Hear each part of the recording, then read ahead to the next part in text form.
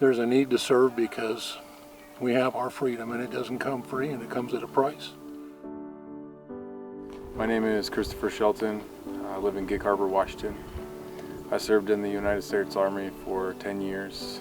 I jumped into Iraq in 2003 at the start of the campaign. After a year there, I went up the ranks, ended up in Battle Company, 2nd of the 503rd, 173rd.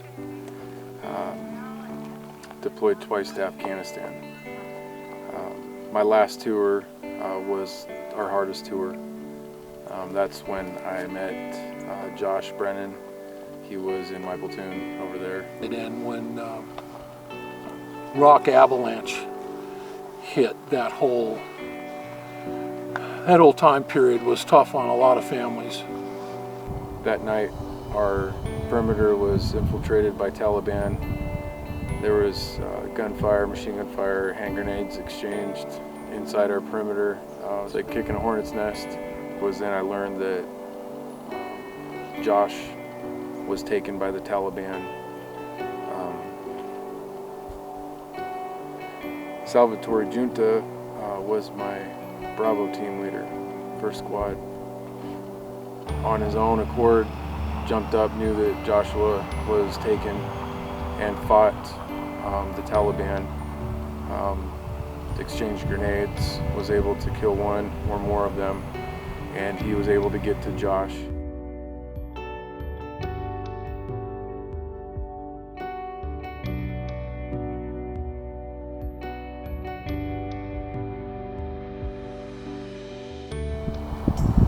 He was just really messed up, but he was alive and he was able to communicate with us.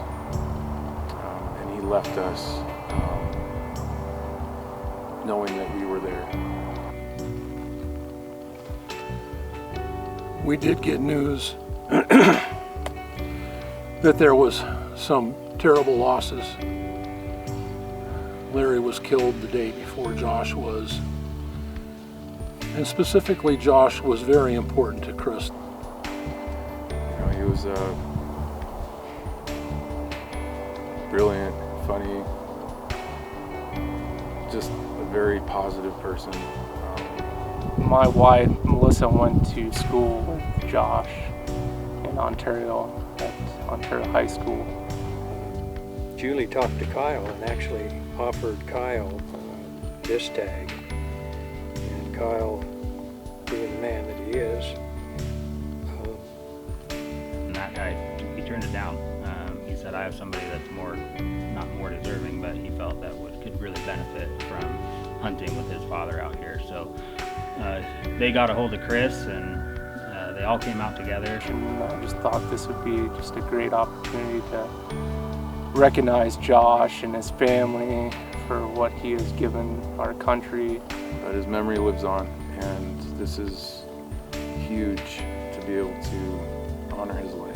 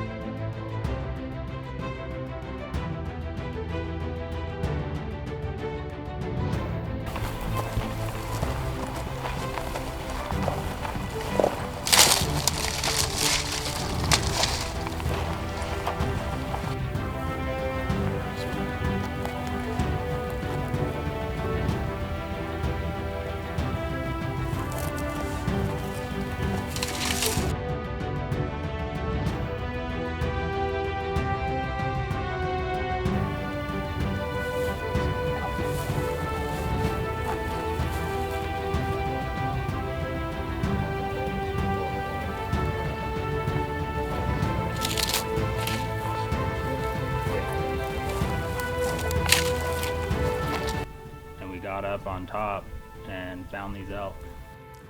Wind was really bad this morning, you know, and it happens with hunting. No matter where we moved today, it was just blowing the opposite way. We get down into the ravine because the wind is not in our favor, and we actually see some of the bulls with the cows that we saw, and they must have winded us or something, so they pushed back, you know, down the mountain and away from us. Yeah, they winded us.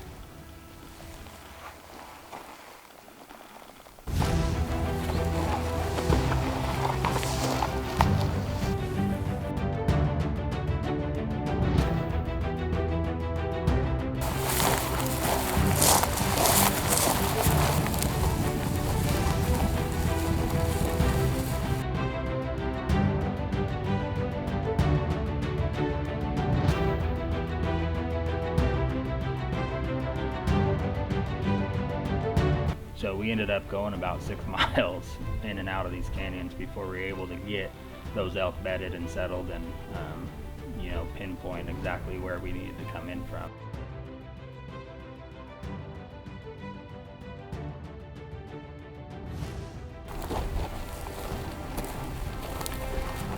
So we have to go all the way back around. We hit this fence line. That's when we see the elk down at the bottom, and there's a pile of them. There's got to be 150, 200. Just antlers everywhere. He's to the right. There's a clump of grass, and he's right behind it. You can just see his head. That's it.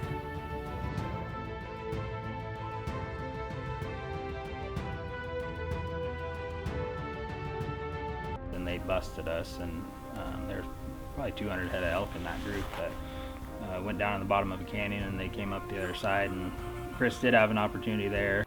Cow call, cow call. Cow call. Oh, right in the front.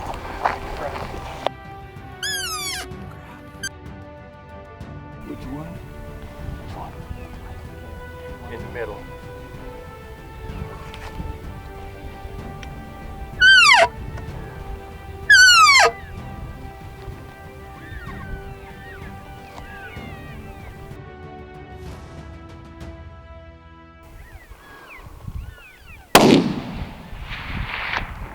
Fuck, I missed.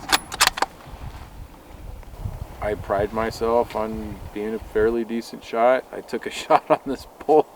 I, you know, just wanted to crack one off because I didn't, you know, want to miss the opportunity, and it went right under him, and then they all peeled up the mountain. So we just watched them for a while until they kind of settled down and slowed up, and then we kind of dropped back, made another big circle around. And we flanked them. We went all the way back around.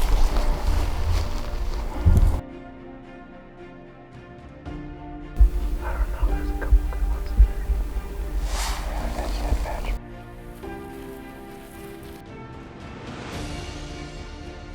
Might want to go this way so we can look off in this drainage just in case they bedded in the head of this.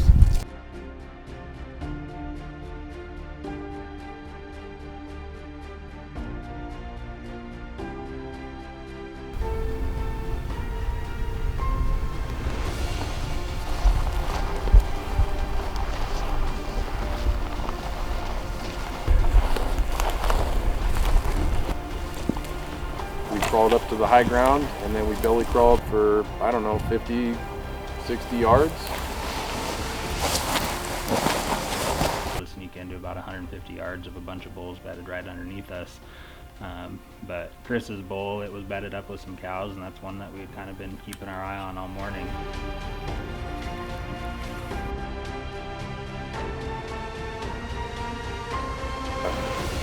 We lined it up, and there was a cow sitting in front of him, and he decided to take a nap, and we thought we were going to be there for a while, and then that cow jumped up.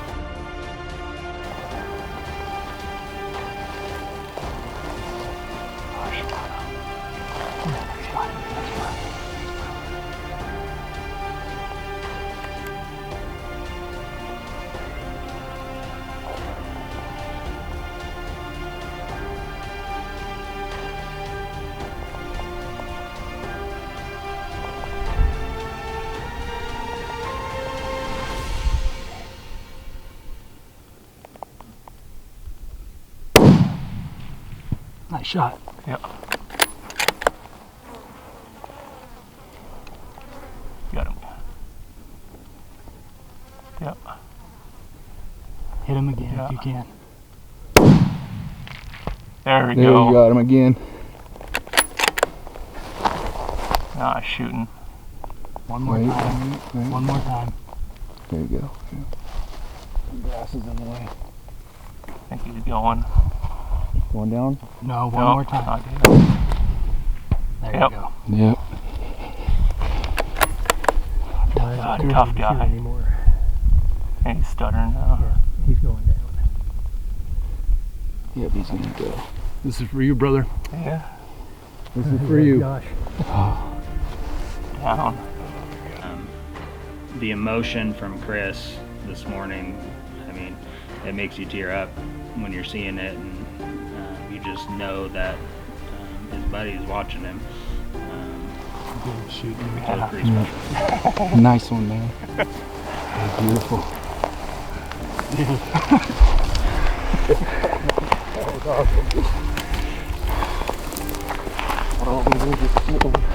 There we are. Congratulations, man.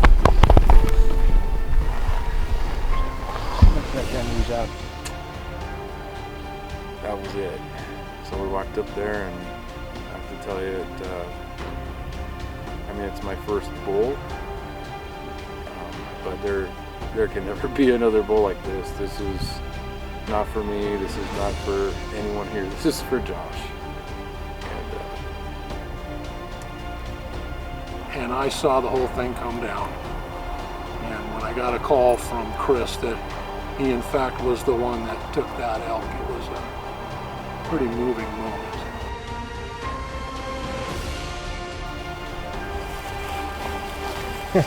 Come on, guys. Get in your gym. Come on. Right here.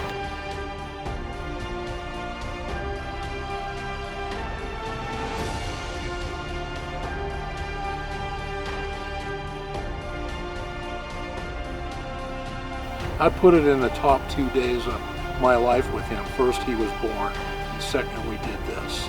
And we've done a lot of things together over the years. We're really close. This is right at the top.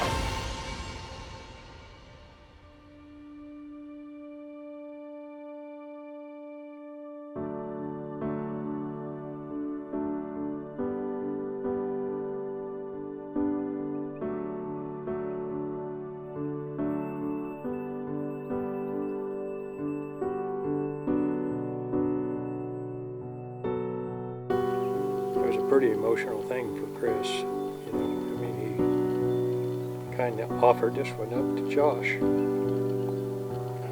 mean, these veterans have gone through so much, and they appreciate it more than anybody can ever realize.